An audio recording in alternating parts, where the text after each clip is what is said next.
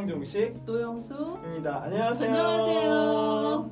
오늘은 공간이 좀 낯서시죠? 오늘은 우리 동산교회 안에 있는 동산 상담소에 와서 같이 이야기를 나눠보려고 합니다. 우리 옆에 계신 분은 노영수 선생님이시고요. 이 동산 상담소에서 아주 오랫동안 헌신하면서 봉사해 주시는 상담사로 근무하고 계시는 선생님이십니다.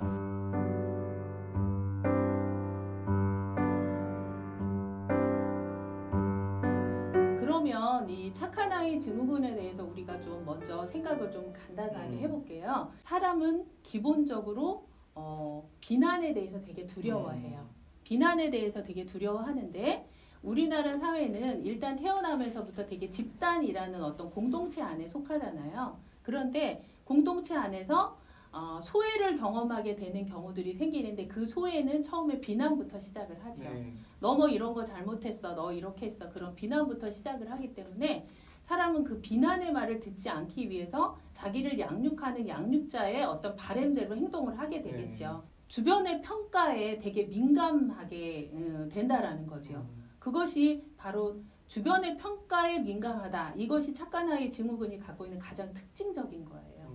근데 사실 어떤 아이건 저도 어렸을 때 그랬던 것 같은데요. 저도 어렸을 때 이제 부모님들의 칭찬을 받고 싶어하고 누구든지 칭찬받는 걸 좋아하잖아요. 맞아요. 내 자신도 그게 나쁜 거다라고 한 번도 생각해 본 적이 없거든요. 그러니까 그게 나쁜 건 아니죠. 네. 그게 나쁜 건 아니에요. 네. 정도가 있는 거죠. 네. 정도가 있는 거고 분명히 상대방이 기분 좋은 행동하면서 서로 기뻐하는 건 좋은 거죠. 너무 그쪽으로 치우친다는 거죠. 그러니까 자기 내면의 욕구는 없어. 착한 아이가 해야 되는 행동만 하다 보니 자기 욕구는 없어지니까. 그럼 나중에는 그게 자기인지 그 남들이 바라는 자기가 자기인지 정체성이 되게 혼란스러울 수 있다는 거죠. 그러면 어떤 때 그런 아이가 만들어질까요? 이렇게 뭐 강압적인 부모 아니면 이게 그냥 부모만의 문제일까요? 아니면 그 아이 자체에 대한 문제가 또 따로 있을까요? 심리적인 부분에 대한 것들은 원인이 이거 한 가지다라고 딱 말을 할 수가 없는 되게 다양한 원인들이 있는데 그래도 그 중에 조금 프로테이즈를 좀 많이 차지하고 있는 거는 부모의 비일관적인 양육 태도인 거죠. 엄마, 아빠의 두 분의 다른 양육 그렇죠. 태도? 다른 양육 태도 또는 그분들의 기분에 따른 양육 기분에 태도. 따른 양육 그렇죠. 태도. 그래서 어떤 때는 허용되고 어떤 때는 안 되고. 그러니까 늘 그리고 또 착하다 안 착하다 이분법적인 착하다 안 착하다의 기준도 사실은 부모가 정해놓은 기준이잖아요. 사실 궁금한 것도 있는데요.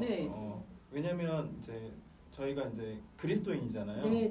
그리스도인으로서 이제 생활하면서 우리는 뭐 사람마다의 기준도 따로 있지만 절대 기준이라는 하나의 말씀이 있잖아요. 맞아요. 그럼 우리는 개인적으로 아이들을 가르칠 때도 하나님의 말씀이 이러하니까 너희가 이런 아이들로 자라나야 해 하는 경우가 많이 있지 않습니까? 맞아요. 그래서 사실은 헷갈려요. 이렇게 무슨 말씀인지 정말 이해가 충분히 가는데 또 하나님의 말씀이 딱 있으니까 이거는 가르쳐야겠는데 이게 딜레마가 빠질 때가 있거든요. 맞아요. 어떻게 이걸 좀 이렇게 극복하면서 지혜롭게 이걸 풀어나갈 수 있을까요? 그러기 위해서는 먼저 우리가 부모된 자들로서 자식을 대하는 그 우리의 마음이 어쨌든 우리가 기독교적인 가치관 안에 우리가 이 자식들을 어떤 마음으로 대해야 되는지 이런 거부터 정립이 좀 됐으면 좋겠어요. 그래서 이 자녀들은 나의 소유물이 아니고 하나님께서 나에게 잠깐 맡겨주신 그러한 어떻게 보면은 하나님의 어떤 자녀들이잖아요. 그러면 내가 이 자녀를 내가 어떻게 양육할 것인가. 그건 물론 하나님 말씀대로 양육하는 게 맞는데 중요한 건 우리가 너무 하면 안 된다에 많이 꽂혀 있다는 거죠. 하면 안 된다. 그래서 언어를 사용할 때도 이거 하지 말아라 보다는 이거를 더 해라 라는 쪽으로 이렇게 더 해줬으면 좋겠다. 그 다음에 칭찬을 많이 하는 건 아주 좋아요.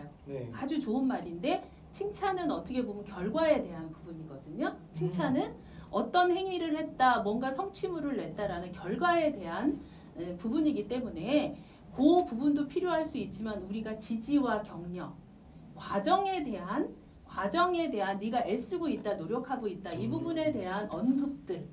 그래서 그 아이가 결과는 별로 좋지 않아도 그래도 내가 지금 한 이 과정들은 되게 우리 부모님들이 기뻐하는 부분이야 라고 좀 인식할 수 있으면 그러면 참 좋겠다라는 마음이 들고요. 그래서 진짜로 그 부모가 어려운 것 같아요. 맞아요. 정말 어려워요. 저도 너무 어려운 것 같아요. 올바른 훈육을 하고 올바른 칭찬을 하고 네. 또 아이들한테 지지와 격려를 해주는 게 어렵다는 것을 다시 한번 느끼고요. 맞아. 굉장히 이렇게 지금 선생님께서 말씀해 주신 게 굉장히 이렇게 마음에 와닿는데 그러면 우리가 그렇게 잘 해주지 못하잖아요. 네, 네, 그럼 네. 아이들이 커가지고 이 아이가 이런 영향을 받고 지지와 격려 잘 못해주고 올바른 칭찬 못해주고 이제 엄마 아빠의 말에 그냥 자기가 착한 아이로 반응하잖아요. 네, 네, 네. 그럼 아이들이 나중에 어른이 돼서 어떤 모습이 되어가나요? 그러한 착한 아이로 성장한 어른들이 아까도 잠깐 언급했지만 자기가 없어요. 자기 존재가 없이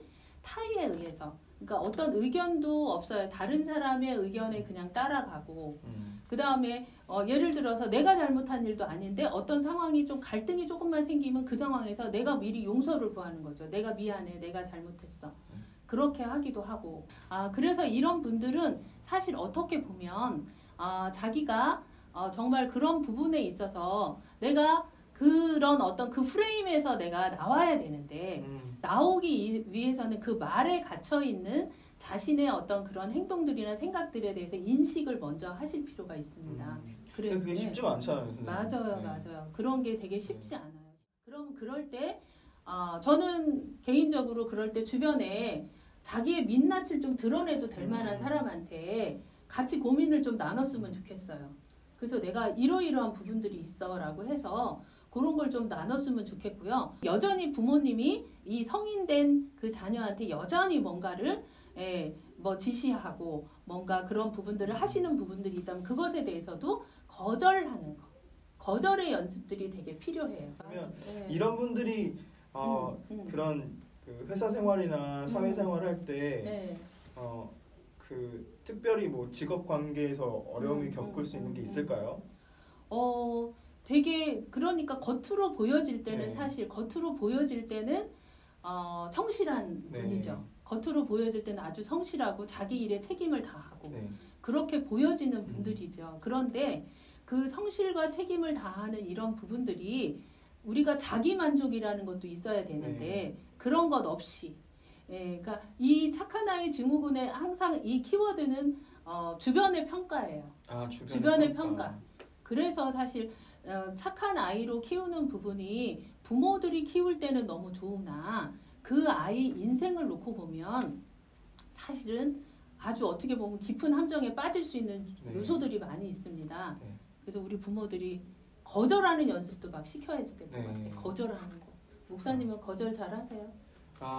거절이요? 솔직히 말해서 거절하기 힘들어요.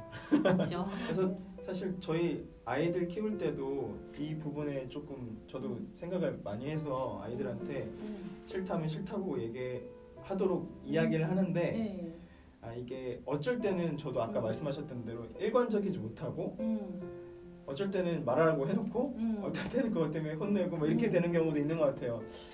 그래서 때로는 아이들한테 용서도 구해요. 엄마 아빠가 처음이다 보니까 이렇게 미숙할 때도 있단다.